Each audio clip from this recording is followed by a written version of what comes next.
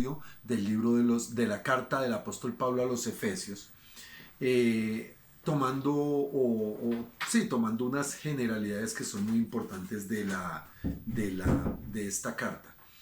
Esta carta es uno de los escritos, tal vez, que tiene un contenido doctrinal supremamente importante, especialmente para la vida del cuerpo de Cristo, entendámoslo así.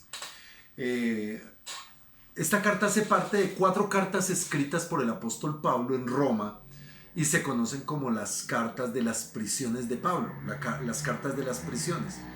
Obviamente esas cartas fueron carta a los Efesios, fue Colosenses, fue Filipenses y fue Filemón. Estas son las cartas como tales que el apóstol Pablo escribió estando encarcelado en Roma. Entonces nosotros vemos cómo fue Filipenses, Efesios, Colosenses y Filemón. Estas 4 son las cartas de las prisiones. Tengan en cuenta eso. Fueron las cartas de la prisión, o conocidas como las cartas de la prisión de Pablo.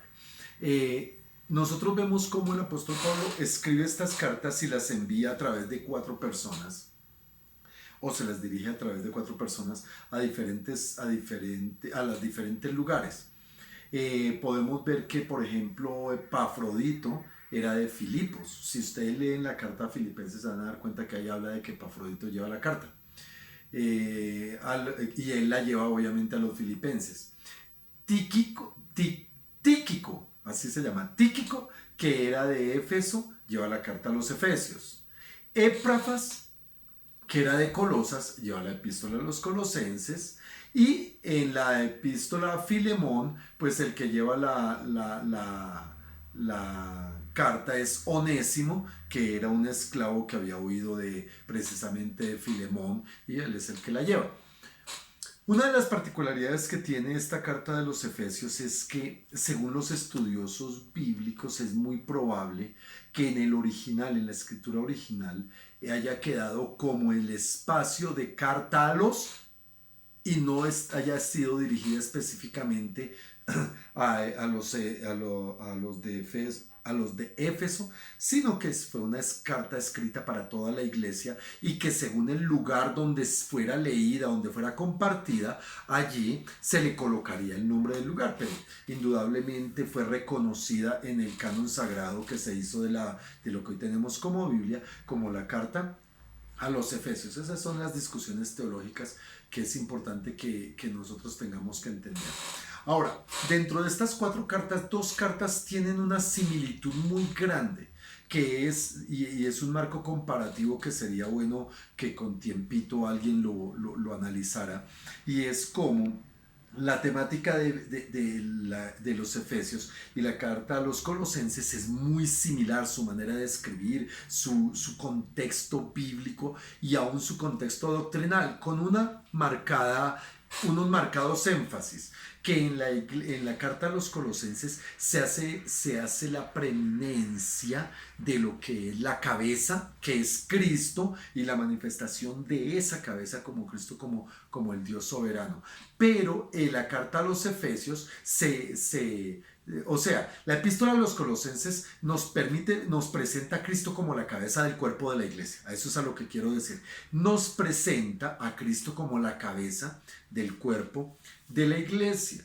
Mientras que en la carta a los Efesios se hace énfasis sobre el cuerpo mismo, es decir, sobre la iglesia misma. Y aquí nosotros vemos cómo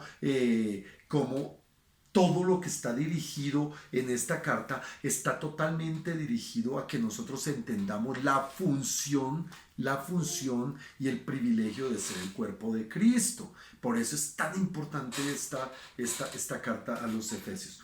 ¿Qué otra cosa podríamos decirles como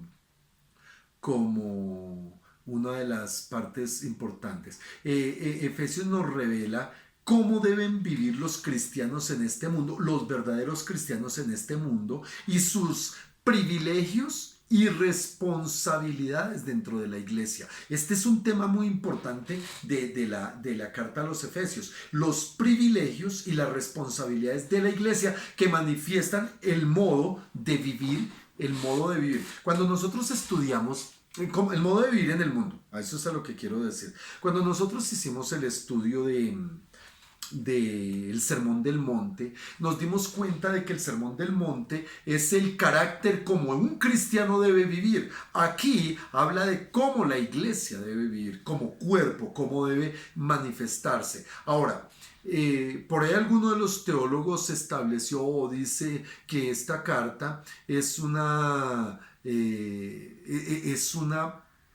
parte fundamental de cómo un cristiano debe ser un verdadero cristiano.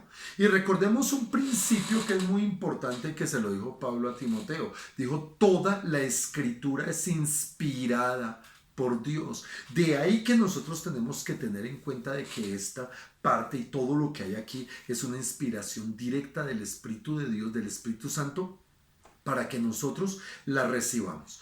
Entonces vemos ese como marco del propósito general y de la manera como fue escrita. Ahora, esta carta, como las otras cartas de las prisiones, obviamente se calcula que fue escrita entre los años 60 y el año 60. Muy probablemente la de Efesios fue escrita en el año 62. Los teólogos dicen que cerca del año 62 después de Cristo fue escrita esta carta. Y fue enviada desde la cárcel de Roma, vuelvo a decirlo, estaba Pablo ya en Roma, y él escribe estas 4 cartas, entre ellas esta, para afirmar doctrinalmente a la iglesia, en este caso de Éfeso, pero realmente a la iglesia en general del mundo y de todos los tiempos.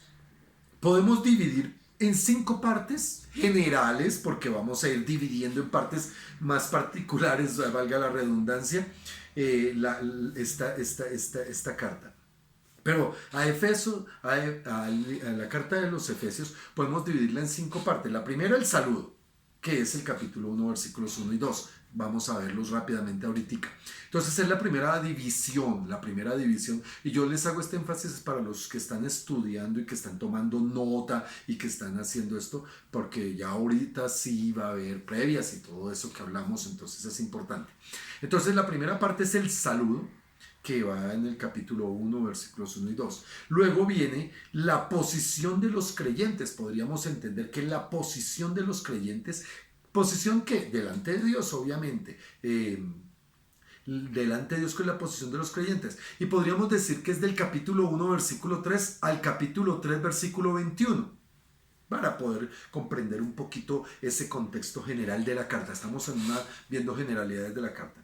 En la tercera división, o la tercera parte en que se divide esta carta, podríamos definirla como la práctica de los creyentes, es decir, cómo el creyente debe desarrollar esa práctica, y podemos decir que es del capítulo 4, versículo 1 al capítulo 6, versículo 9. Capítulo 4, versículo 6 al 9, la práctica, cómo debe vivir el creyente. Y la cuarta división, la cuarta división de esta carta es la protección del creyente, cómo se debe proteger el creyente, y está en Efesios capítulo 6, versículos 10 al 20, eso lo veremos con tiempo. Y por último, en la quinta división están las palabras finales de Pablo, que es el capítulo 6, versículo 21 al 24. Con estas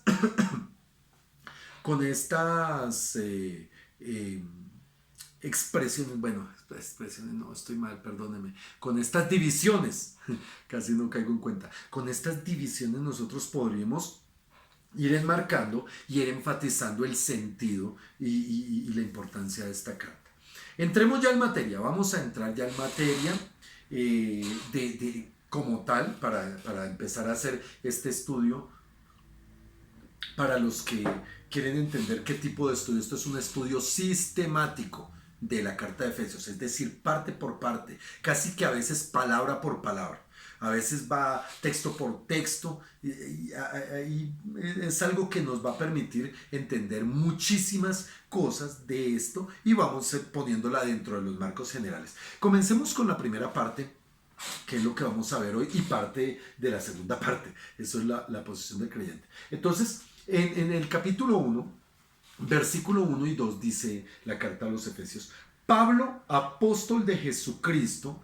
Empecemos entendiendo que el que escribe esta carta es Pablo.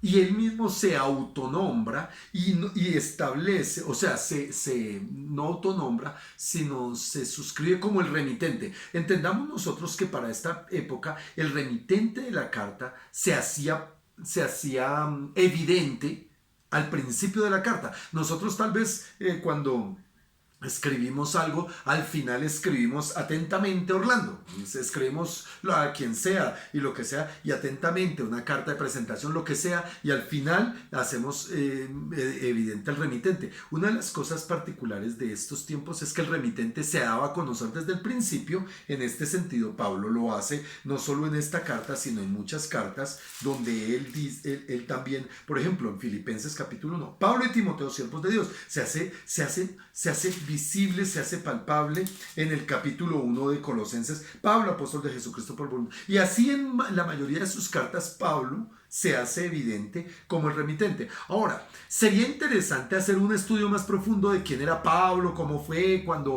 cómo era fariseo, cómo era romano, cómo era perseguidor de la iglesia, cómo tuvo el encuentro con el Señor, cómo fue llamado por el Señor, qué proceso tuvo, todas estas cosas, pero nos comería mucho tiempo y aun cuando valdría la pena, yo creo que podríamos dejarlo para un estudio más bien de personajes bíblicos, que es otra clase que quiero también desarrollar en algún momento, algunos personajes bíblicos, y vamos a tomar específicamente algunos importantes. Entonces aquí vemos como, bueno, todos son importantes, perdónenme, algunos específicos es lo que quise decir. Pablo, apóstol de Jesucristo. Pablo identifica su labor. Y miren, mis amados, que es muy importante comprender que la visión apostólica y la visión que había para estos momentos de los apóstoles del Cordero y del mismo apóstol Pablo no es la misma visión que se tiene hoy. No es el mismo sentido que se le quiere dar hoy al apostolado. Si bien es cierto, yo creo que sí hay un apostolado en hay parte, todavía queda como parte de los dones ministeriales que el Señor dio, y lo vamos a ver en Efesios 4, sí debe haber apóstoles hoy, pero no en el sentido que los están tomando. Yo les pido perdón y no quiero entrar en contiendas ni en señalamientos ni nada, pero apóstoles de este tiempo, yo diría que un personaje como Ignacio Guevara era un apóstol. Él era un apóstol, Ignacio Guevara. Alguien que jamás se autoproclamó, alguien que jamás se nombró, pero que en su posición apostólica llevó ese crecimiento y llevó esa extensión. Yo he oído también de personas como el hermano Luis, Luis, ¿qué? ¿Cómo se llama? El fundador de La Viña. Una misión también. Estos son varones, yo digo que son apóstoles por el propósito como tal y el sentido que tenía el apostolado desde el nacimiento de la iglesia. Ya hoy día apóstol se le pretende dar un título como un título nobiliario, un título de exaltación y en muchos casos de autoexaltación de algunos, porque déjenme decirles, hay una apostolitis que a veces es un poco peligrosa en estos tiempos y a mí me ha inquietado mucho como aún siervos muy excelentes, siervos muy de Dios, permiten que simplemente por alguna circunstancia ellos se les llame apóstoles. Yo me enteré hace unos años que en Puerto Rico, específicamente en Puerto Rico, había una escuela bíblica, escúchenme bien, una escuela bíblica que daba y entregaba certificados de apóstol a cualquiera. Certificados. Y yo decía, uy, santo Dios. Entonces cualquiera iba allá, hacía un cursito, una cosa, y en el cursito pasó y ahora es apóstol. Y se les daban su título de apóstol. Yo creo que eso va un poco más allá a un diploma o a una autoproclama. Esto tiene un propósito y el apóstol Pablo, en el estudio de Pablo lo vamos a ver por qué él fue apóstol. Y dice apóstol de Jesucristo. ¿Por qué? por la voluntad de Dios. Y aquí es donde está la parte crucial de cualquier llamado. Mi amado, no hablemos solo del llamado de Pablo y no hablemos del llamado apostólico, hablemos del llamado a cualquier área del servicio, a cualquier área del trabajo en la obra del Señor. Esto es exclusivo de Dios. En Primera de Corintios 12 y en Romanos 12 nosotros vemos cómo el Señor da los dones. Y hoy en Romanos dice que el llamamiento lo hace el Señor, y ahorita vamos a ver esto como una parte esencial de esta, cómo lo muestra y cómo ese llamado viene de parte de Dios. Esto no es porque a mí me gusta, porque yo quiero, y para muchos el que alguien sea pastor, y aquí es donde otra de las cosas que a veces pasan en las iglesias, y me enteré de una división, me enteré hace muy poco de la división de una iglesia, porque simple y llanamente un hermano de la iglesia se autoproclamó pastor, le dijo a la congregación que él tenía el llamado a pastor y se autoproclamó, y cogió la iglesia, la dividió y se llevó un poco de hermanos de la iglesia autoproclamado pastor. Yo digo, ay Dios. Ay Dios. Por eso, mi amado, yo les pido siempre a los hermanos que debemos ser sensibles al llamado, tanto para recibir el llamado como para dejar el llamado, mi amado. Es que el llamado no se puede abandonar, pero a mí me sorprende cómo hay personas que con un llamado tan especial para ser predicador, para ser misionero, o para ser un evangelista, o para ser un servidor en cualquier área, un administrador de los bienes del reino, una persona que desarrolle el don de escuchar o de hablar, no lo hace. Y es increíble, mi amado, cómo nosotros vemos hoy, por causa de esta pandemia, cómo se han abortado o han pretendido abortar tantos su llamado, abandonando ese llamado, o porque sale a la luz el corazón con el que se supone estaban desarrollando ese ministerio, ese llamado, o simplemente porque nunca fueron llamados y simplemente se emocionaron y se pararon en algo en lo que no debían de ser. Necesitamos mucha sensibilidad espiritual, mucha vida espiritual. Y esto nos tiene que llevar a entender cómo es que nosotros tenemos que someternos. Dios, qué palabra tan difícil de entender, y especialmente en estos tiempos, donde la palabra sometimiento no tiene nada que ver, aún dentro de la vida de muchos cristianos, aún dentro de la vida de muchos creyentes. Pero es evidente y esencial que este llamado y que lo que Dios hace por cada uno lo hace en su voluntad. Ya lo vamos a ver más adelante en el desarrollo de esto, que aquí lo vamos a hacer. Pero vemos como Pablo, que es el apóstol de Jesucristo, por voluntad de Dios. No por voluntad de que hoy me sentí más emocionado y entonces me llegó una palabra y entonces tuve una revelación. Espera, esto tiene que ser de parte de Dios realmente. Y esto lo certifica, lo avalan y lo permiten personas espirituales, hermano. Esto no es solo que es que yo recibí de Dios, porque es que sí, tiene que venir de Dios indudablemente, pero esto tiene que estar avalado por otras personas espirituales, y vamos a ver con el tiempo cómo es que esto el Señor lo estableció como un principio. Porque el mismo apóstol Pablo, cuando fue enviado por un concilio que estaba reunido en Antioquía, y allí fue donde imposición de manos y enviado junto con Bernabé para hacer la obra ministerial. Entonces no podemos nosotros simplemente decir, ay, es que Pablo recibió y ya fue enviado. Pablo recibió y fue llamado, pero luego fue enviado por un concilio, fue enviado por una no organización, porque caemos en algo, por un presbiterio, por unas personas espiritualmente establecidas. Ahora dice aquí, ¿para quién es la carta? Y aquí es donde viene la discusión de que esta carta, aquí es donde dice, a los fieles en Cristo Jesús que están en, y parece ser que ahí quedó el espacio para que el que fuera a leer la carta pusiera el nombre de la provincia o el lugar donde fuera a leerlo. Pero aquí dice, a los de Éfeso. Entonces, para todos los santos y fieles en Cristo Jesús. Y aparece dentro de este saludo una declaración muy importante, que hace parte del saludo aún hoy en el pueblo hebreo, especialmente por la parte de la paz. Dice gracia y paz. Para los hebreos su saludo al día de hoy todavía sigue siendo shalom, shalom, que es paz. Y por eso la Biblia nos hace un énfasis muy grande en que debemos orar por la paz en Israel. Muchos se la pasan orando mucho por la paz en Colombia, por la paz, pero Dios nos dice, oye, oren por la paz en Israel. Y obviamente no estoy diciendo con esto, ahora no me vayan por favor a fusilar, a ahorcar, ya muchos me quieren ahorcar. A mi esposa y a mí muchos en este tiempo de tanta protesta, nosotros nos quieren ahorcar, que porque nosotros no entendemos, que porque nosotros, como le dijeron a mi esposa por ahí, es que esa mentalidad retrógrada que no entienden, pues sí, tal vez tenemos una mentalidad retrógrada, pero tenemos una mentalidad sujeta a la palabra. Y aquí es donde nosotros tenemos que entender que la paz no viene por las decisiones o conductas del hombre, sino por la decisión soberana de Dios.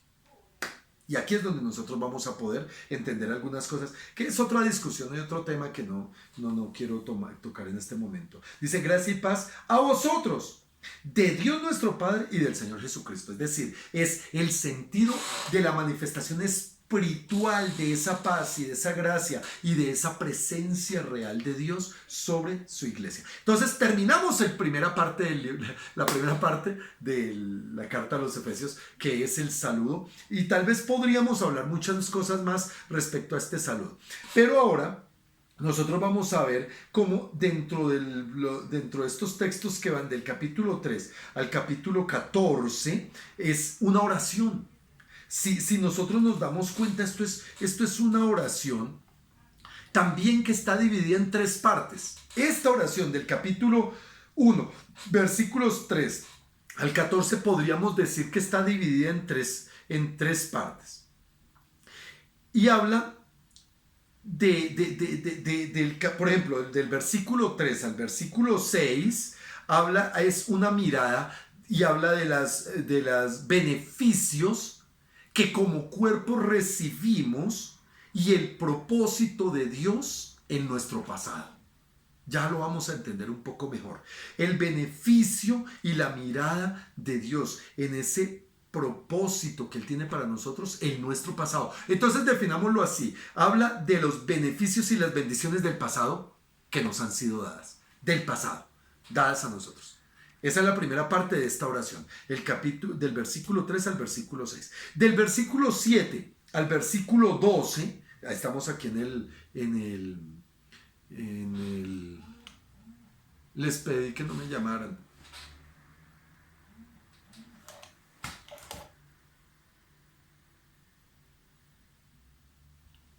Perdón, se cortó la transmisión. Ya. Perdónenme, que es que si alguien me llama, si alguien me marca, me corta la transmisión. Ay, qué pena ahí. Me toca volver a cuadrar. Ya. Ahora sí. Qué cosas. Entonces les decía, del versículo 3 al versículo 6 es la mirada posterior, es la mirada de nuestro pasado. Del versículo 7 al versículo 12 son los beneficios que disfrutamos en el presente. Los beneficios que disfrutamos en el presente. Y del versículo 13 al versículo 14 son los beneficios que disfrutamos y que disfrutaremos en el futuro. Entonces, y aquí en el versículo 13 al 14 se hace una magnificación muy sensata del Espíritu Santo. En el versículo 7 al versículo 12, una magnificación de lo que es el Señor Jesucristo, y del versículo 3 al versículo 6, una magnificación de lo que es Dios el Padre. Ojo a esto. Entonces, las tres divisiones de esta oración, vuelvo a decirles, la podemos dividir de esa manera. Hoy vamos a ver si alcanzamos a ver la primera de ellas, que es el versículo 3 al versículo 6, del versículo 6. Ahora, entendamos esto para nosotros. Aquí habla del beneficio general y absoluto para la vida del cuerpo, para la vida de la iglesia, ¿cierto? Y una de las cosas que nosotros tenemos que entender es que si nosotros tenemos un conocimiento superficial, ojo a esto, si tenemos un conocimiento superficial de las verdades doctrinales, de las verdades escriturales, nuestra vida cristiana va a ser superficial. Y esta es una de las cosas más peligrosas que hace que se manifieste la vida del anticristo dentro de la iglesia. Lo que hace la superficialidad del conocimiento de las verdades bíblicas y de las doctrinas bíblicas es como consecuencia es una vida cristiana superficial. Y por eso dentro de las iglesias nosotros encontramos personas que adoran de manera superficial. La adoración es superficial. La vida cristiana es superficial. El gozo que se vive en Cristo es superficial.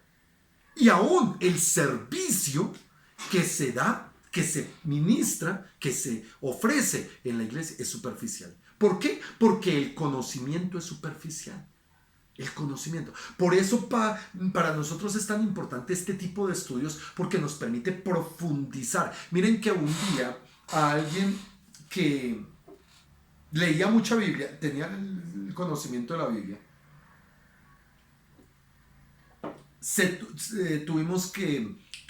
hablo porque se lo dijimos con otra persona, también otro pastor, le decíamos, hermano, lo que pasa es que usted tiene un mar de conocimiento inmenso. Sí, tiene mucho, pero con un centímetro de profundidad.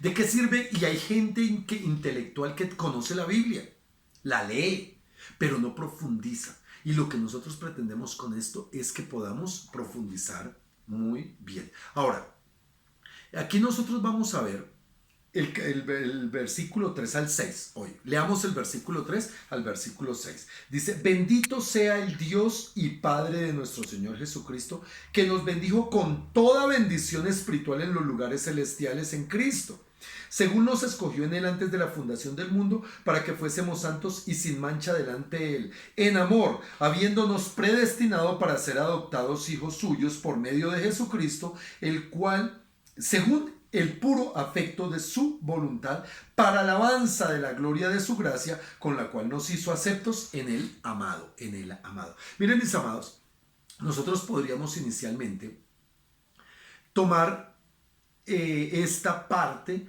y tomar esta primera parte y dividirla de la siguiente manera.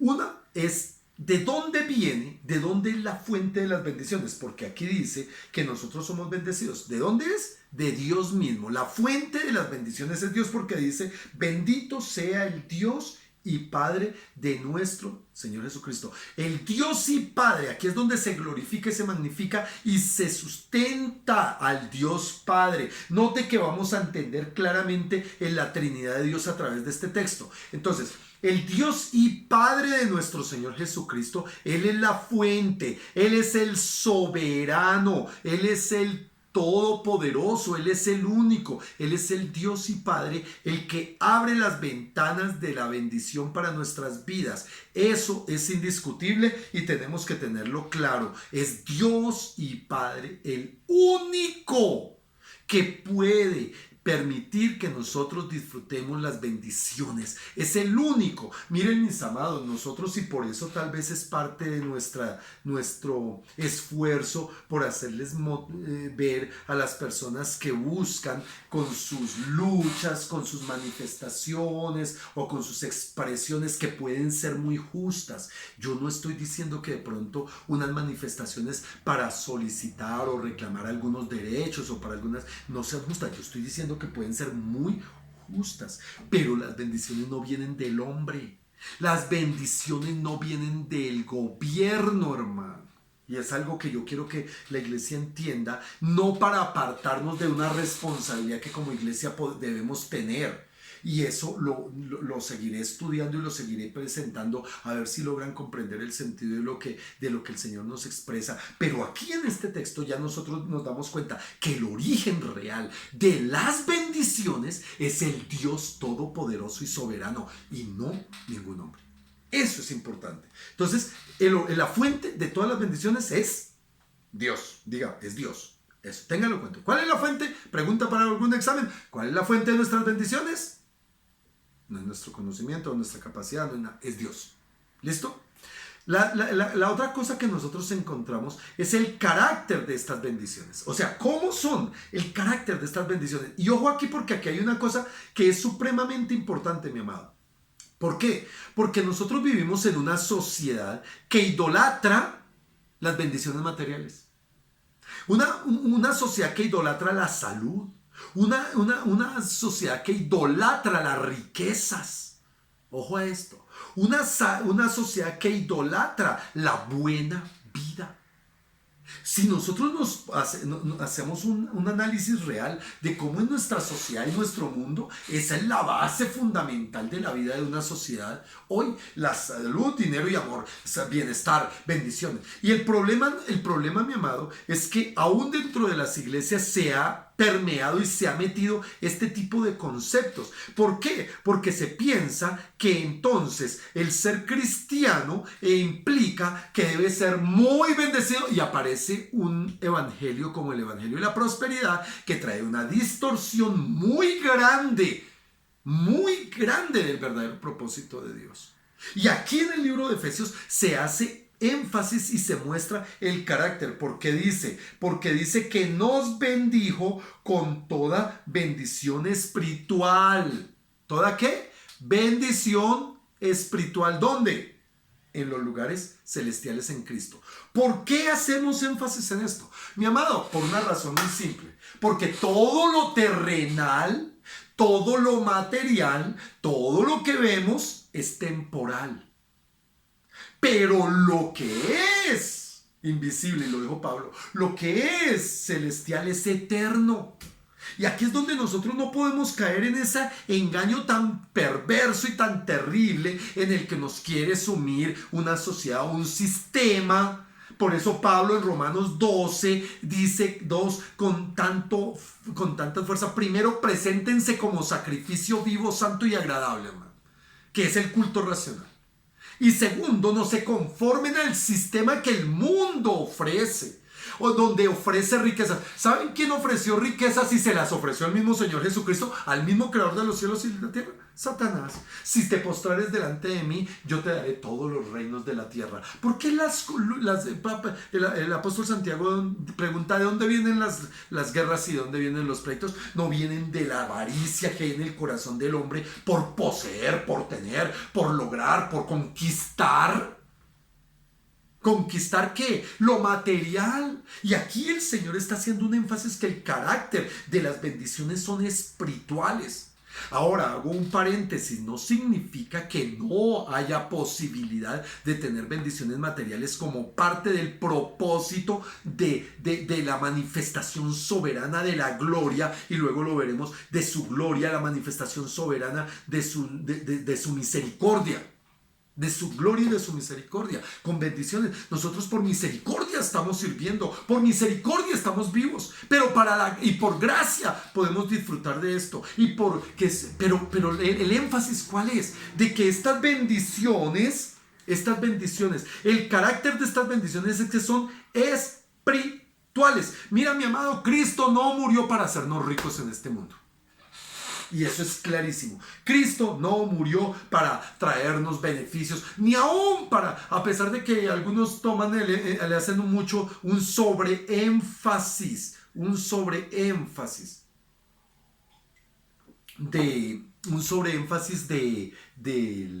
me perdí por una cosa que le... Perdónenme que es que me perdí lo que iba a decir. Que el carácter, el carácter de las bendiciones, algunos le hacen un sobreénfasis a que la muerte de Cristo y lo que dice Isaías, esto era lo que iba a decir, lo que dice que Él murió y en sus llagas llevó nuestras enfermedades y nuestras dolencias, y entonces no podemos estar enfermos los cristianos porque el Señor ya pagó. Y entonces, ¿de qué nos morimos? Porque yo conozco cristianos, sé de cristianos que se han muerto de COVID. Pastores que se han muerto de COVID. Personas que se han muerto. Yo me acuerdo del pastor de Álamos que se murió. Un hombre de Dios impresionante. Pastor Mauricio, me acuerdo, que se murió de cáncer. Entonces Dios se está contradiciendo. No. El énfasis no está en lo material y en lo terrenal, hermano. Por eso el Señor en Mateo capítulo 6 versículo 33 hace este énfasis cuando le está diciendo a sus discípulos: miren, no se preocupen por nada de lo terrenal. Busquen primero el reino de Dios y su justicia. Y aquí es donde nosotros a veces queremos mostrarles a los hermanos, miren, el reino terrenal, que lograrle ganar al gobierno o no, ese reino es temporal. Lo que debemos hacer énfasis es en el reino celestial. ¿Por qué? Porque aquí el énfasis y el carácter de las bendiciones son espirituales, mi amado. Por eso nosotros tenemos que entender que Cristo no murió para hacernos ni ricos, ni sanos, ni felices. No, Él no murió para eso. Él murió para hacernos santos para Él. Él murió para apartarnos. Él murió fue para que nosotros vivamos una eternidad con Él. Ese es el sentido. Y el sentido de sus bendiciones no puede enfrascarse exclusivamente en lo terrenal. Tiene que estar enmarcado en lo celestial y en lo eterno. Por eso dice aquí, bendito sea el Dios. Aquí aparece la descripción de quién, la fuente de la bendición, que es Dios mismo el Padre. El bendito sea el Dios y Padre de nuestro Señor Jesucristo, que nos bendijo con toda. Y esta palabra es tremenda. Toda bendición espiritual en los lugares celestiales. Por eso, mi amado, parte de un principio. Tú nunca vas a ser bendecido. Si eres un hijo de Dios, jamás vas a ser bendecido, porque ya eres bendecido, porque fuiste bendecido. Y mira lo que dice ahorita más adelante, si es que alcanzamos. No, vamos bien. Entonces, aquí vemos. Mira lo que el apóstol Pablo le dijo a Timoteo en el capítulo 1. Rápidamente, vamos a 1 Timoteo capítulo 6, perdón. 1 Timoteo, está ahí adelantico. 1 Timoteo, capítulo 6, versículo 7. Porque llega y le dice el Señor, porque nada hemos traído a este mundo y sin duda nada podemos sacar. ¿De qué está hablando aquí? De las riquezas. Y está diciendo en el versículo 6, gran ganancia es la piedad acompañada de contentamiento. Escuchen esto, mi hermano. La piedad acompañada de contentamiento. No, pero tenemos que protestar. ¿Dónde está el contentamiento? ¿Y dónde está la piedad? Escúchenme, miren, yo vuelvo a decir, no me tomen a mal y les pido perdón a aquellos hermanos que creen que es que nosotros somos unos, ¿cómo fue que le dijeron a mi esposa? Cerrada la cabeza, pero se me olvidó el término, un término además de muy ofensivo, porque sí, como que somos muy bobos, muy tontos, que no estamos con el pueblo. No, es que mira, mi amado, nosotros entendemos verdades espirituales y eternas como esta. Gran ganancia es la piedad acompañada de contentamiento, porque nada hemos traído a este mundo y sin duda nada podemos sacar. ¿Qué hacemos nosotros tan preocupados y tan metidos con el cuento de lo material aquí, cuando sabemos que es Dios quien nos provee? Dios es la fuente de nuestro sustento, Dios es la fuente de nuestra paz, Dios es la fuente de nuestro gozo, Dios es la fuente de nuestra salud. Pero eso es el resultado, es la añadidura. Después de estar buscando primeramente el reino, hermano, de Dios y su justicia. Noten que en estos no he salido de un versículo y estamos entendiendo por qué es este contexto tan importante de entenderlo, mi amado. Ahora, sigue diciendo aquí que somos bendecidos en lugares celestiales. Pero espérate, porque nosotros, ¿cuál es nuestra ciudadanía? ¿Realmente nuestra ciudadanía es la colombiana? ¿La venezolana? ¿Cuál es nuestra ciudadanía? Miremos lo que dijo el apóstol Pablo en Filipenses capítulo 3, versículo. Filipenses capítulo 3, versículo 20. Nuestra ciudadanía, ¿dónde está? En los cielos, de donde también esperamos al Salvador, al Señor Jesucristo. ¿Saben, mis amados? Es que aquí es donde yo le digo, mira, yo voy a hacer un paréntesis chiquito. Si nosotros no salimos a protestar, no estamos de acuerdo. Como pastor, yo no estoy de acuerdo en que un cristiano deba salir públicamente a hacer protestas. Sin haber tenido primero un compromiso real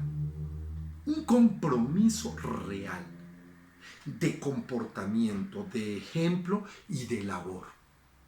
A mí no me pueden salir con el cuento de que nosotros tenemos que salir a pelear por los derechos y todas las reivindicaciones sociales que el gobierno está pervirtiendo con impuestos o con leyes que están tramitando para dañar a los más pobres. Eso es posible que sea cierto. Es más, estoy totalmente de acuerdo que el gobierno se fifió con la reforma tributaria en cuanto a unas cosas que hizo, pero que es necesaria y que hay que hacerla, la van a hacer. Ténganlo por seguro, tarde o temprano eso va a suceder. La cuestión, mis amados, es que como yo, como ciudadano de esta nación, de este país, voy a ir a hacer ese reclamo si yo no soy partícipe de la solución. Yo reclamo cosas sin ser partícipe de la solución.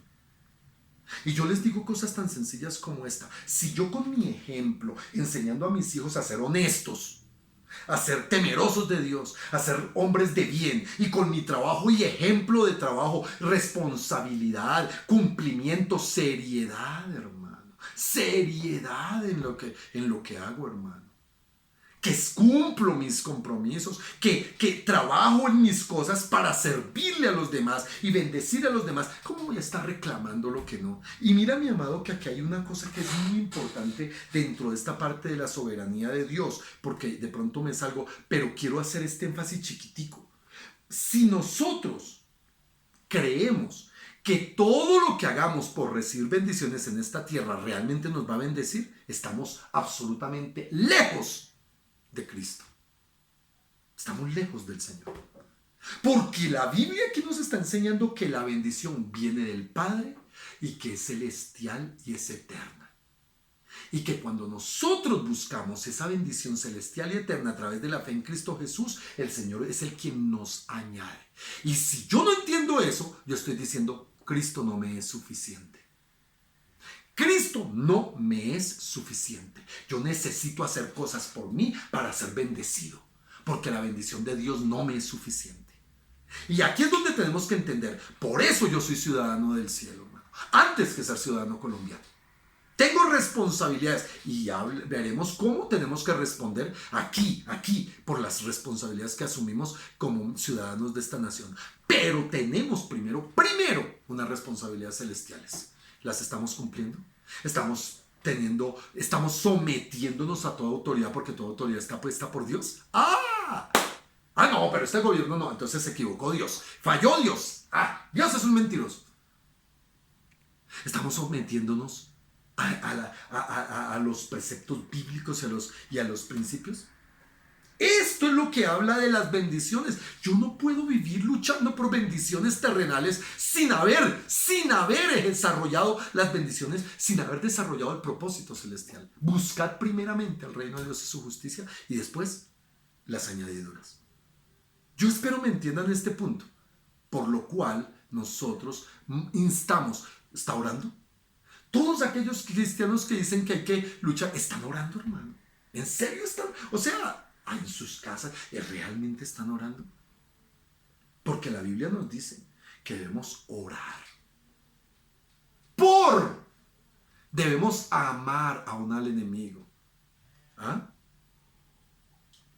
Principios. Bueno, seguimos.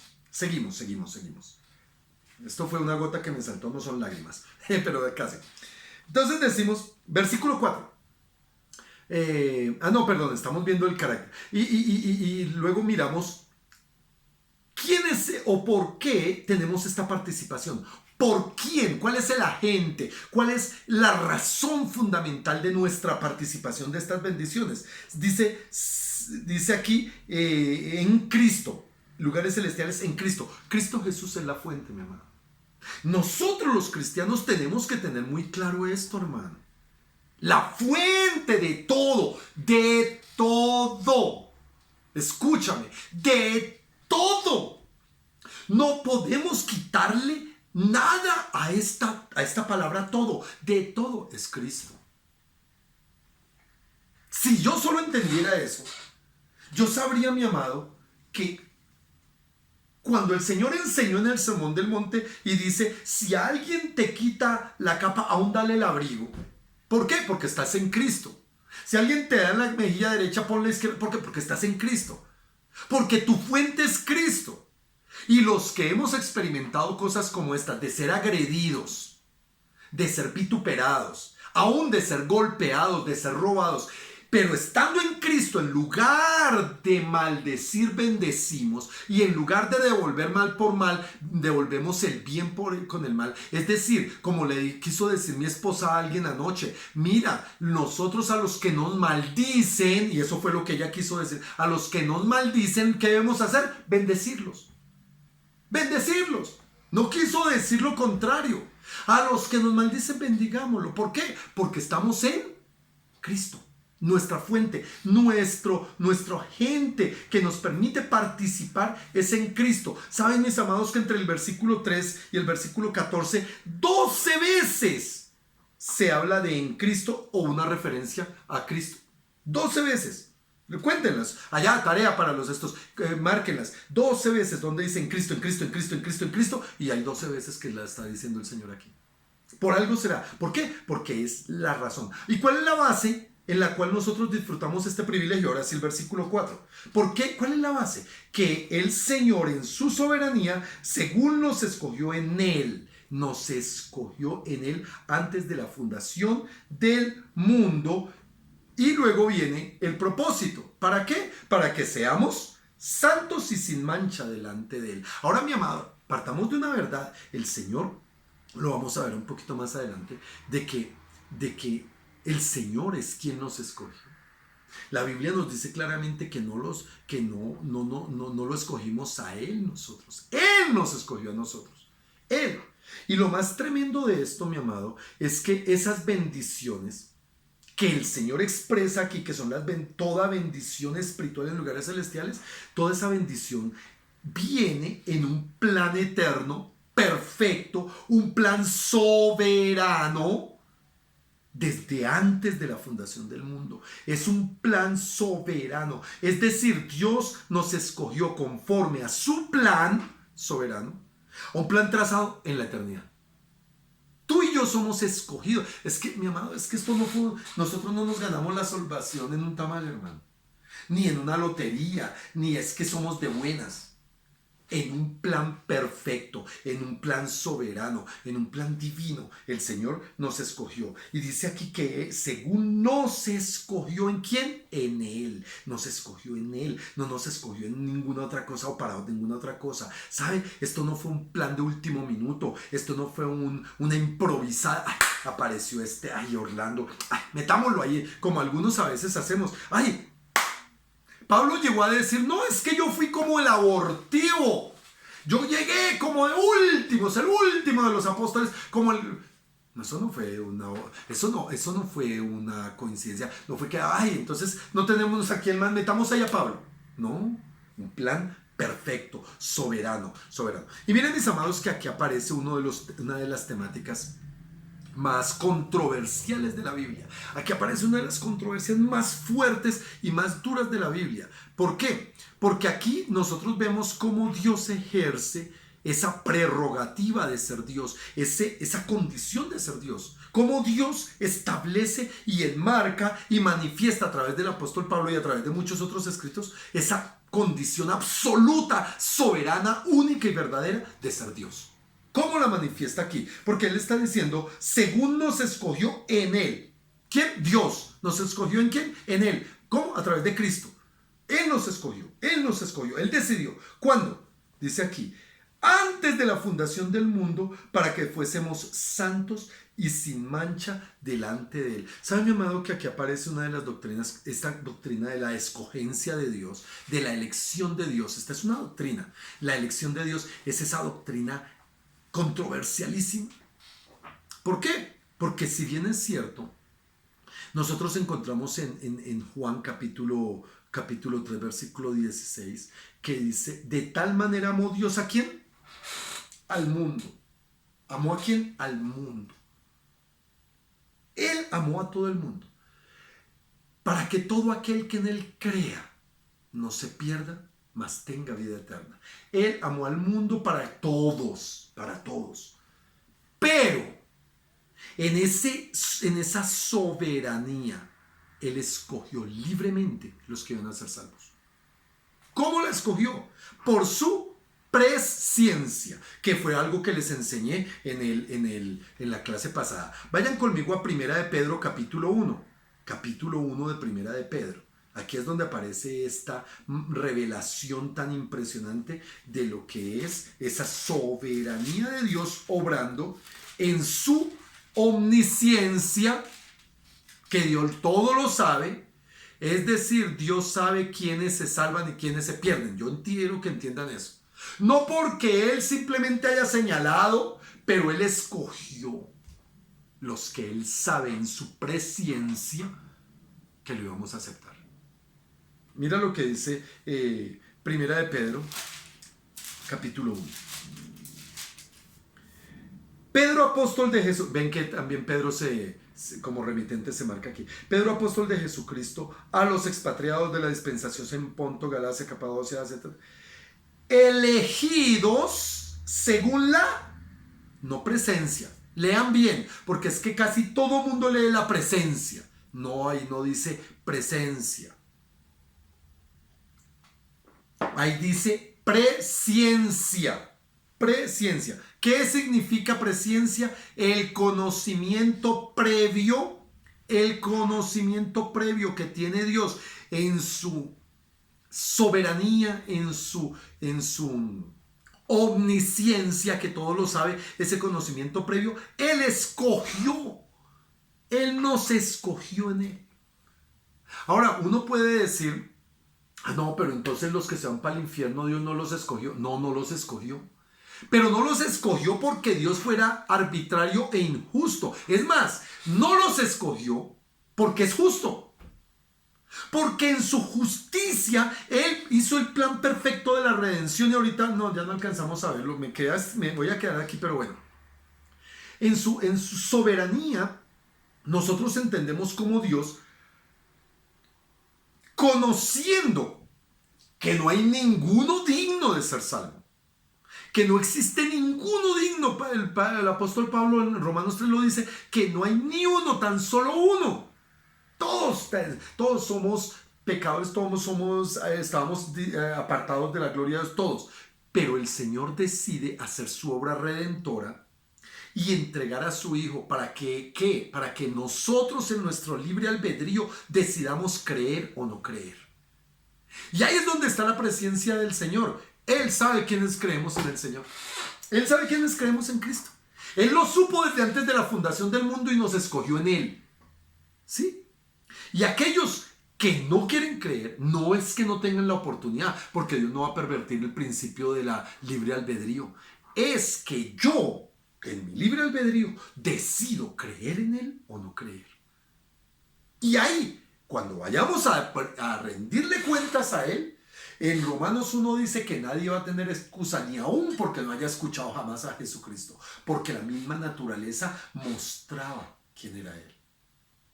Y esta es la presciencia. Y por eso esta doctrina de la elección tiene que hacernos entender de que somos escogidos. Él nos escogió desde antes de la fundación del mundo. Dice para una herencia incorruptible. No, perdón, es que vuelvo a Efesios capítulo 1, versículo 4. Según nos escogió en Él antes de la fundación del mundo, para que fuésemos santos. Antes de la fundación, tú y yo ya fuimos conocidos por Él. ¿Para hacer qué? Para ser apartados para Él. Eso significa santos. Ser apartados y sin mancha delante de Él. ¿Cómo puede ser esto si somos tan pecadores? Pues ahí aparece la doctrina de la justificación.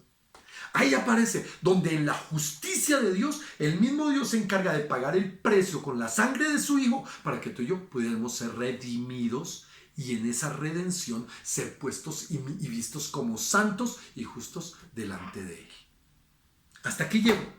Este jueves continuamos con la siguiente clase y vamos a poder extendernos en esta temática de lo que es Efesios. Este es el arranque de esta carta, mis amados. Este es el arranque de este estudio y espero poder contar con todos, espero les esté atrayendo. Ustedes ven que esto es apasionante, que esto es muy apasionante y que por esa razón nosotros podemos todos aprender mucho. Amén. Yo estoy aprendiendo, al igual que todos. Que Dios me los siga bendiciendo, mis amados. Voy a orar para quedar despedidos. Padre, en el nombre de Jesús te doy gracias por la bendición, Señor, que nos regalas y el privilegio que nos das en esta hora de poder recibir, Señor, de tu mano esta palabra, Señor.